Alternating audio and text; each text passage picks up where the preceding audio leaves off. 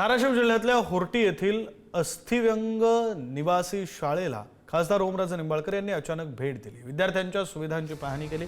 विद्यार्थ्यांना अपूर्ण आणि सकस आहार मिळत नसल्याची आणि स्वच्छतागृहांची दुरवस्था झाल्याची बातमी समोर आल्यानंतर त्यांनी ही भेट दिली। विद्यार्थ्यांशी संवाद साधून त्यांच्या अडचणी जाणून घेतल्या। विद्यार्थ्यांना पोटच्या लेकरांप्रमाणे मायेने आणि जबाबदारीने सांभाळण्याच्या सूचना त्यांनी शाळा व्यवस्थापनाला दिल्या। विद्यार्थ्यांच्या आहार, आरोग्य, निवास आणि स्वच्छतेबाबत कोणतीही तडजोड करू नये असंही त्यांनी स्पष्ट केलेलं आहे।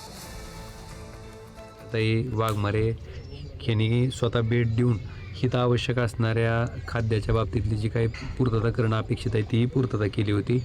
आणि आज मी स्वतः येऊन प्रत्यक्षात विद्यार्थ्यांशी चर्चा केली, शिक्षकांशीही चर्चा केली, संस्थाचालकही होते, अधिकारी आहेत, ते सगळ्यांनाच सांगितलं की बाबा स्वतःच्या पोटच्या लेकराला ज्या प्रमाणे आपण सांभाळतो तशाच पद्धतीने ह्या सगळ्या लेकरांचा सांभाळ व्हावा।